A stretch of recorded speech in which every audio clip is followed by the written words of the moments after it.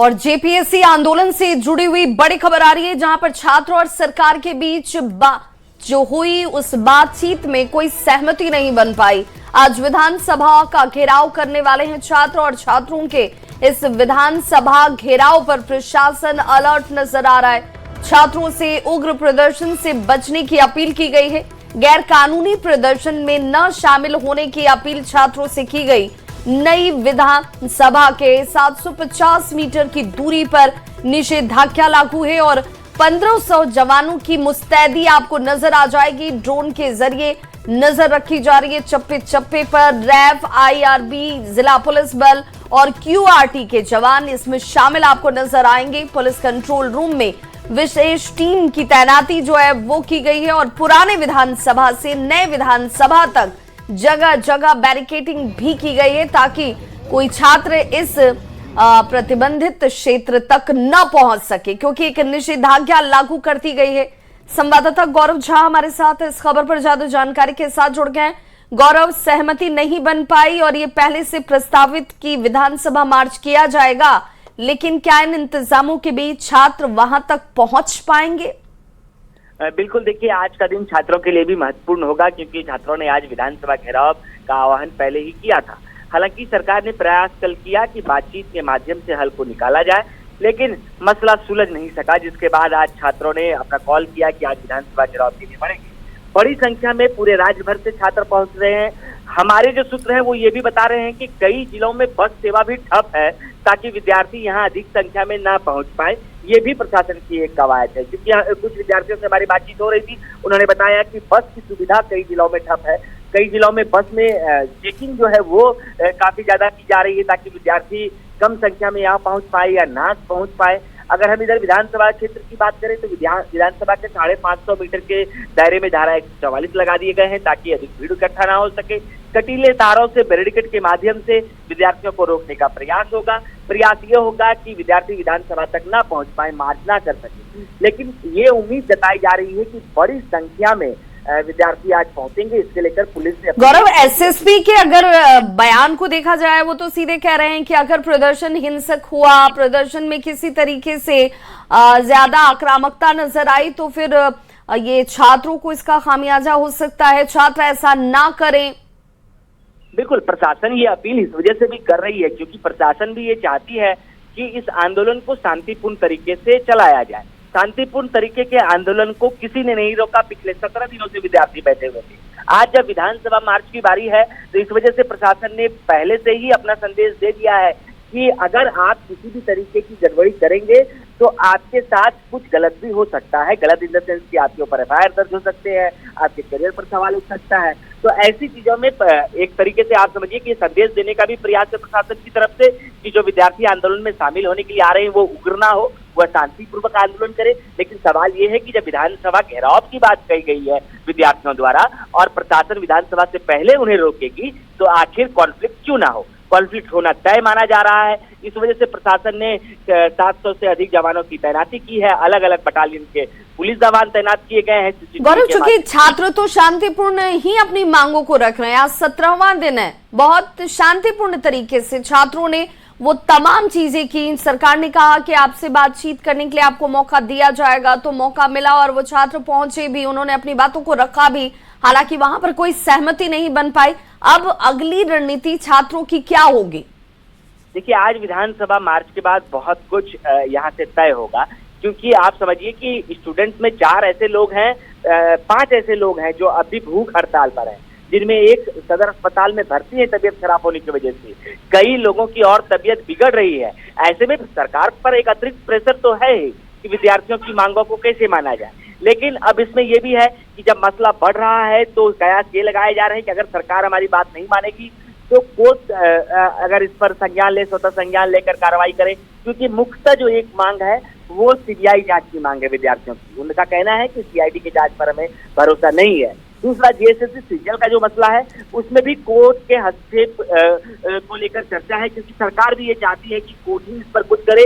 क्योंकि सरकार इस पूरे मसले पर, जो जेएसएससी सीजीएल का मसला है, सरकार को ये पता है कि जेएसएससी सीजीएल की बहाली कोर्ट के आदेशानुसार हुई थी, तो सरकार ये हवाला दे रही है कि कोर्ट ने कहा था बहाली करने के लिए, इस वजह से हम उसे रद्द नहीं कर सकते। अब विद्यार्थियों की एक उम्मीद निश्चित रूप से कोर्ट पर भी रहेगी कि कोर्ट अगर स्वतः संज्ञान लेता है आज के बाद कुछ, तो नहीं तो अगर सरकार बैकफुट पर जाकर सीबीआई जांच करती है तो निश्चित रूप से एक डेंट हेमंत सरकार को पड़ेगा कि जो पहले बातचीत हुई, 4 मंत्रियों ने बातचीत की, वहां सुलझ नहीं हो पाया, तो सरकार को एक बार फिर से बातचीत करने के लिए आना पड़ा। तमाम चीजें आज के इस आंदोलन के बाद जो इनकी रणनीति होगी उस पर नजर रहेगी और कैसे वो इस आंदोलन। छात्र कितने बजे का वक्त बताया जा रहा है गौरव, जब निकलेंगे विधानसभा मार्च के लिए?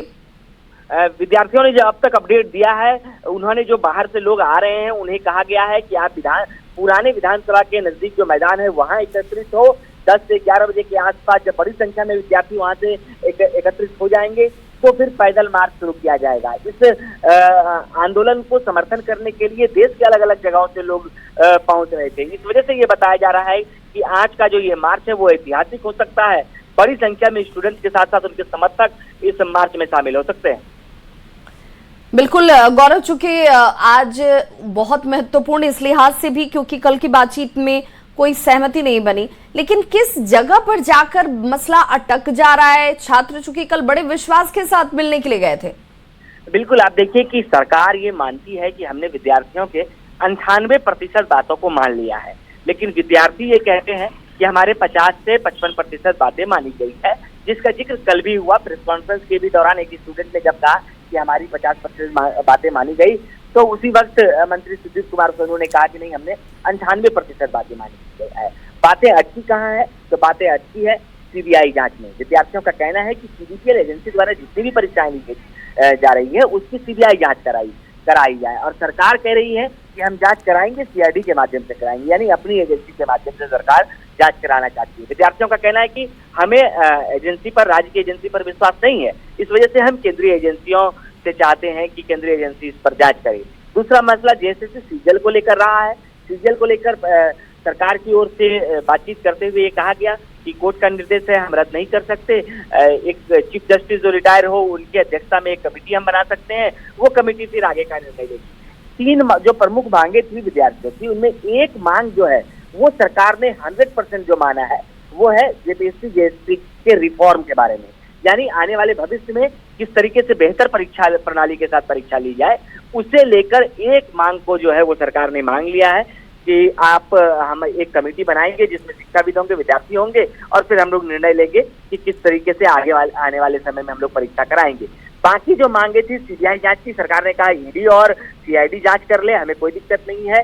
जो वित्तीय अनियमितता के मामले हैं वो ईडी जांच कर लेगी, और जो यहाँ गड़बड़ियां हुई है उसकी जांच सीआईडी कर लेगी। लेकिन चलिए, बिल्कुल गौरव आपके पास आएंगे। और देखिए, रांची से ये बड़ी खबर है और जेपीएससी आंदोलन से जुड़ी ही खबर है, जहां कई स्कूलों में आज छुट्टी का ऐलान किया गया है।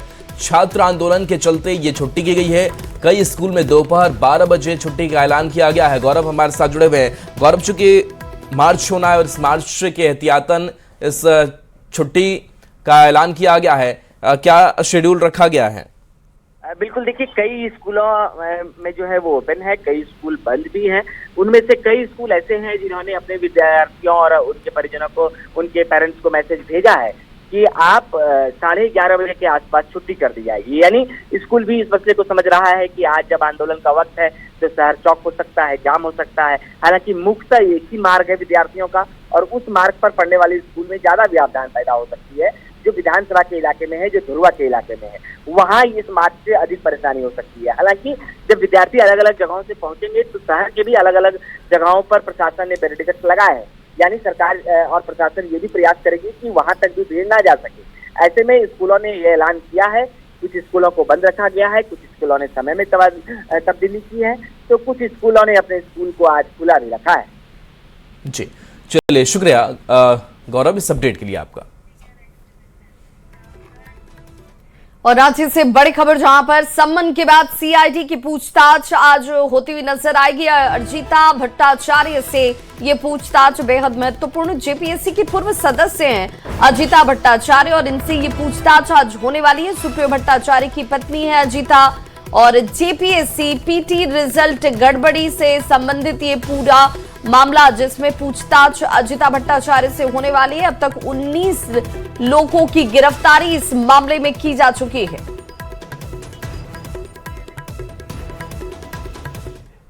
इससे पहले जेपीएससी के 3 सदस्यों ने अपना इस्तीफा दिया, जिसे राज्यपाल ने स्वीकार भी कर लिया है। इस्तीफा देने वालों में डॉक्टर अजिता भट्टाचार्य, अलीमा हांसदा और जमाल अहमद शामिल हैं। सीआईडी का समन मिलने के बाद तीनों ने अपना इस्तीफा दिया है। जेपीएससी गड़बड़ी मामले में सीआईडी जांच कर रही है। साथ ही जेपीएससी के चेयरमैन इल ख्यांगते पहले इस्तीफा दे चुके हैं। बता दें कि इस्तीफा देने वालों में शामिल डॉक्टर अजिता भट्टाचार्य जेएमएम प्रवक्ता सुप्रियो भट्टाचार्य की पत्नी है।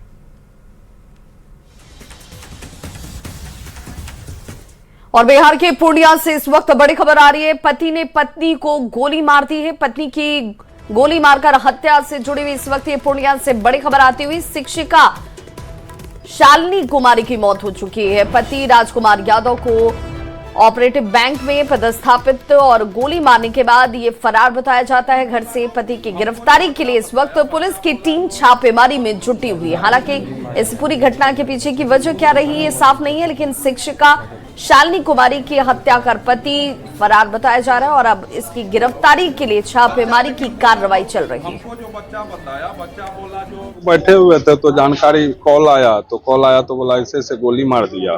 तो हम तुरंत 2 मिनट में वहां पहुंच गए। तो वहां पहुंचने के बाद पता चला तो 2 बच्चा है। तो वो बच्चा बोला जो पापा गोली मार के भाग गए। तो यहाँ खोखा है, वो खोखा उठा के हम डस्टबिन में रख दिए। ये फोन किया कि मेरे भगनी को गोली मार दिया।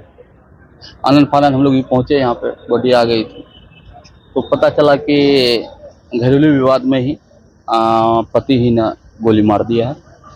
जो मृत्यु के अनुसार, उनके परिजन के अनुसार जो पता चला है कि पति इन दोनों में लड़ाई हुआ, लड़ाई क्रम में जो है वो गोली मार दिया। जो मृतक है पेशे में शिक्षिका थी +2 और उनके पति कोऑपरेटिव बैंक में कार्यरत थे मैनेजर के रूप में। खबर पलामू से है, जहां सिका गांव में एक ही परिवार के 6 सदस्यों की मौत के बाद अब स्वास्थ्य विभाग की जांच रिपोर्ट पर सवाल खड़े हो रहे हैं। पीड़ित परिवार का दावा है कि मृतकों में से किसी ने भी कटैया का तेल इस्तेमाल नहीं किया था।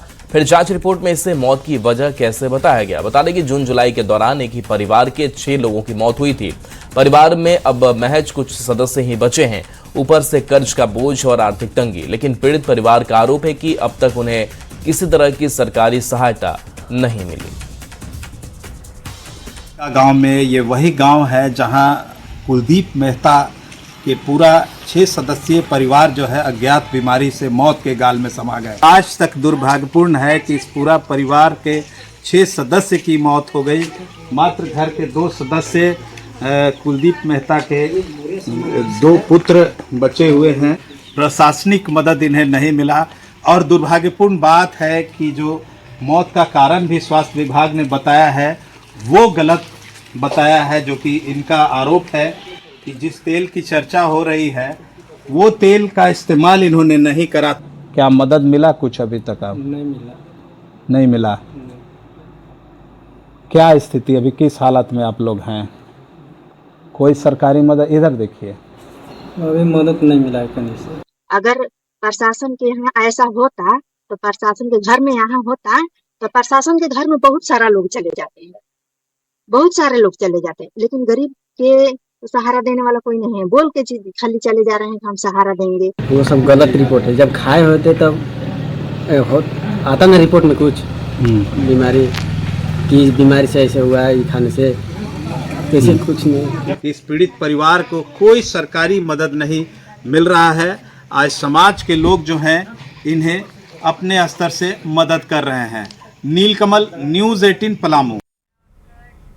और मोतिहारी से बड़ी खबर, जहां नाबालिग से दुष्कर्म के मामले में गिरफ्तारी हुई है और पुलिस ने आरोपी को गिरफ्तार कर लिया है। आरोपी नसरुद्दीन आलम की गिरफ्तारी की गई है। रामपुरवा कबड्डी टोला से ये शख्स गिरफ्तार किया गया। घटना के बाद से ही ये आरोपी फरार चल रहा था और अब जाकर इसकी गिरफ्तारी हुई है। नाबालिग से दुष्कर्म के मामले में इस शख्स की तलाश थी। मोतिहारी से बड़ी खबर, जहां खाद की कालाबाजारी का खुलासा हुआ है। आदापुर थाना पुलिस की कार्रवाई हुई है। करीब 600 बोरा खाद जब्त किया गया है। एक दुकान में जमाखोरी की गई थी। कृषि विभाग के अधिकारी की कार्रवाई ये हुई है। तो बड़ी खबर, जहां भारी मात्रा में खाद की जब्ती हुई है, ये बड़ा खुलासा हुआ है। आदापुर थाना पुलिस ने कार्रवाई की है, जहां से करीब 600 बोरा खाद जब्त किया गया है। एक दुकान में छापेमारी की गई थी, जहां पर ये जमाखोरी कर रखी गई थी। कृषि विभाग के अधिकारी की तरफ से कार्रवाई की गई है। अवनीश हमारे साथ फोन लाइन पर है। अवनीश, खाद जब्त किया गया है, क्या अपडेट है, क्या कार्रवाई हुई है? मोतिहारी में खाद की किल्लत जारी है। किसान परेशान हैं यूरिया और खाद को लेकर, और नेपाल में बड़े पैमाने पर खाद की तस्करी यहाँ से की जा रही है। इस बार कृषि विभाग और मोतिहारी पुलिस ने बड़ा एक्शन लिया है और आदापुर थाना के मूर्तिया गांव में बड़ी छापेमारी कर 554 बोरे खाद को जब्त किया है। ये कालाबाजारी के लिए रखा गया था और विजय शाह नाम के जो दुकानदार हैं उन्होंने रखा था। लगातार जिला प्रशासन की टीम अलर्ट कर रही है लोगों को कि खाद आपूर्ति है, पर्याप्त मात्रा में खाद की आपूर्ति है, लोगों को किसी प्रकार की परेशानी नहीं होगी। लेकिन जो खाद दुकानदार हैं लगातार खाद की कालाबाजारी कर रहे हैं, महंगे दामों में बेच रहे हैं। जो यूरिया 256 रुपये 273 रुपये बोरा बिकती थी वो 400 रुपये बोरा बिक रही है। और वैसी स्थिति में अर्जुन शाह, सुनील शाह और विजय शाह, 3 लोगों के खिलाफ में पुलिस एक्शन लिया गया है, FIR दर्ज किया गया है और जो खाद का बोरा है लगभग 554 बोरा उसको जब्त भी किया है। जो कृषि पदाधिकारी हैं प्रखंड के आदापुर के, उन्होंने FIR मामला दर्ज कराया है। और आदापुर थाने की पुलिस को ये जानकारी मिली थी कि बड़े पैमाने पर, क्योंकि आदापुर इलाका जो है वो भारत नेपाल सीमा का बॉर्डर इलाका है और नेपाल वहाँ से खाद की तस्करी की जाती है। तो ऐसी स्थिति में पुलिस ने सूचना जुटाकर बड़ी कार्रवाई की है। 54 बोरे जो खाद है जो कालाबाजारी के लिए रखा गया था उसको जब्त किया। जी शुक्रिया अवनीश इस अपडेट के लिए आपका। और अगली बड़ी खबर समस्तीपुर से आ रही है, जहां NH 122 पर रफ्तार का कहर देखने को मिला है। पटना से समस्तीपुर लौट रही बस ने पहले स्कूटी सवार दंपत्ति को टक्कर मारी और फिर ट्रक से जाकर भिड़ जाती है। हादसे में 15 से ज्यादा लोग घायल बताए जाते हैं, जबकि एक यात्री की अस्पताल ले जाने के दौरान मौत हो गई। 5 घायलों की हालत गंभीर बनी हुई है। बस चालक भी गंभीर रूप से घायल बताया जाता है। पुलिस ने शव को पोस्टमार्टम के लिए भेजकर इस पूरे मामले की जांच शुरू कर दी है। बस वाला को बोल रहे हैं 5 बार गलती कर चुका था, लेकिन हमसे गलती हो गया, उतर नहीं पाया हम। उससे पहले भी बचे हैं। हाँ, उससे बार भी टकरा गया कई बार। तो हम लोग को उसको बोल रहे थे गलत चला रहा है, लेकिन खलासी भी बदमाशी था, खलासी भी नहीं रोक आगे। क्या नाम हुआ आपका? हमारा नाम तो प्रभात कुमार है। खबर गुमला से, जहां पुलिस ने अंतर्राज्यीय अपराधी गिरोह के खिलाफ कार्रवाई करते हुए कोरई गैंग के 11 सदस्यों को गिरफ्तार किया है। पुलिस के मुताबिक ये गिरोह कई राज्यों में चोरी, छिनतई और लूट की वारदातों को अंजाम देता था। पालकोट और घाघरा में सोना कारोबारियों से हुई करोड़ों रुपए की लूट के मामलों का भी पुलिस ने खुलासा करने का दावा किया है। गिरफ्तार आरोपियों के पास से करीब 70 ग्राम सोना, 1.5 किलो चांदी, 1,70,000 रुपए नगद और हथियार बरामद किए गए हैं। पुलिस के मुताबिक गिरोह के कुछ सदस्य अभी फरार हैं, जिनकी तलाश में छापेमारी जारी है। लोगों में से अधिकतर का आपराधिक इतिहास है। इसमें एक व्यक्ति छत्तीसगढ़ का रहने वाला है और एक व्यक्ति आंध्र प्रदेश का रहने वाला है। ये पेशेवर अपराधी थे। इनको काफी मेहनत करके, अथक प्रयास से, ये जो टीम आपको मेरे पीछे दिख रही है, इन्होंने निरंतर मेहनत करके इसको पकड़ा है। आज इन सभी 11 लोगों को हम लोग विभिन्न कांडों में फॉरवर्ड कर रहे हैं। खबर साहिबगंज से, जहां कल्याण चक ज्वेलरी लूटकांड में पुलिस को बड़ी कामयाबी मिली है और छापेमारी कर एक आरोपी को गिरफ्तार कर लिया गया है। लूट में इस्तेमाल किए गए 2 देसी कट्टा और 2 जिंदा गोली की बरामदगी हुई है। और पुलिस के मुताबिक पहले गिरफ्तार विष्णु मंडल से पूछताछ में हथियारों के बारे में अहम सुराग मिला था, जिसके बाद पुलिस ने कार्रवाई करते हुए सुबोध मंडल को पकड़ा और उसकी निशानदेही पर हथियार बरामद किए गए। अब पुलिस लूटकांड में शामिल दूसरे आरोपियों तक पहुंचने के लिए छापेमारी में जुटी है। राजमहल थाना में कल्याणपुर ज्वेलरी में लूट हुआ था। उसमें एक अपराधी विष्णु मंडल कोर्ट में सरेंडर किए। उनको जब रिमांड पर लेकर पूछताछ किया गया तो ये बताया कि उक्त ज्वेलरी लूट कांड में इस्तेमाल किया गया देसी कट्टा और कुछ गोली सुबोध मंडल के पास है। तब जाके लोहंडा में छापेमारी की गई और उनके पास से 2 अवैध हथियार और कुछ कारतूस बरामद किया गया है, जिसके लिए जिरवाबाड़ी थाना में केस दर्ज करके अनुसंधान किया जा रहा है। ये जो गिरफ्तारी हुई राजमहल केस में दर्ज हुआ था, किस जिरवाबाड़ी के केस के दर्ज हुए सर? ना, इनकी गिरफ्तारी के बाद जिरवाबाड़ी थाना में कांड दर्ज करके अनुसंधान किया जा रहा है।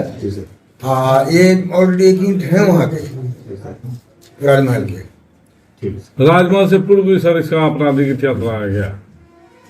हाँ, राजमहल में केस है तो बाद में बताया जाएगा आप लोगों को। तो सर वो जो ज्वेलरी कांड में सर यही हथियार का इस्तेमाल किया गया था क्या?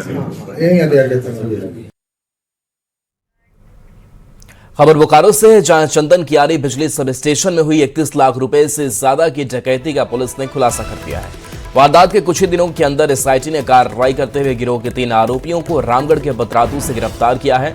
आरोपी की 2 और 3 अगस्त की दरमियानी रात 10 से 12 हथियारबंद नकाबपोश अपराधियों ने सब स्टेशन पर धावा बोला था। पुलिस ने सीसीटीवी फुटेज, तकनीकी साक्ष्य और गुप्त सूचना के आधार पर 3 आरोपियों को दबोचा है। फिलहाल गिरोह के बाकी फरार सदस्यों की तलाश में पुलिस की छापेमारी जारी है।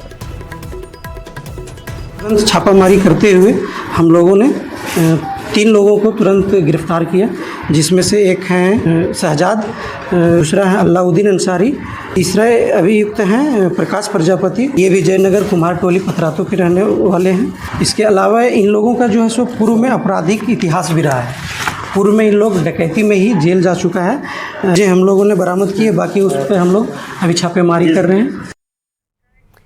और झारखंड के पलामू से इस वक्त बड़ी खबर आ रही है। आहर में 2 सके भाइयों की शव की बरामदगी की गई है। परिजनों ने हत्या की आशंका जाहिर की। गांव के इस शख्स के साथ विवाद हुआ था और उसी के बाद हत्या की आशंका जाहिर करते हुए परिजन बताया जा रहा है कि गंभीर नतीजे भुगतने की चेतावनी पहले ही दी गई थी। पोस्टमार्टम के लिए फिलहाल आहर से शवों को बाहर निकालकर भेजा गया है और जांच पुलिस की तरफ से जारी है। छतरपुर के उदयगढ़ गांव की ये घटना है और पुलिस मामले की छानबीन करते हुए विवाद के पीछे की वजहों, बच्चों के आहर तक पहुंचने और मौत की वास्तविक वजह का पता लगाने में जुटी हुई है।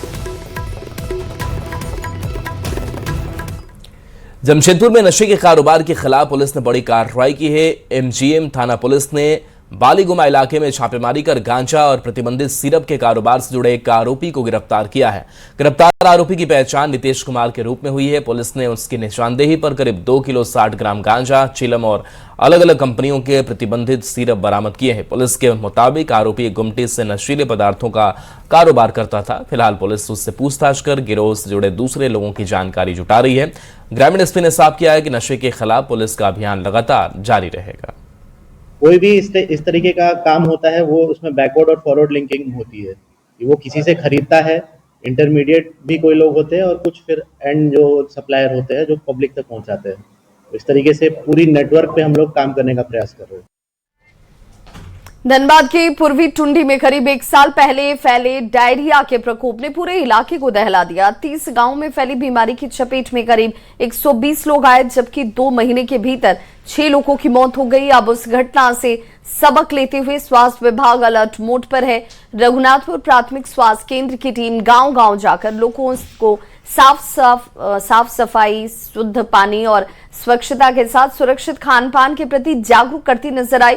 ग्रामीणों को डायरिया के लक्षण दिखते ही इलाज कराने और समय पर ORS देने की सलाह दी जा रही है।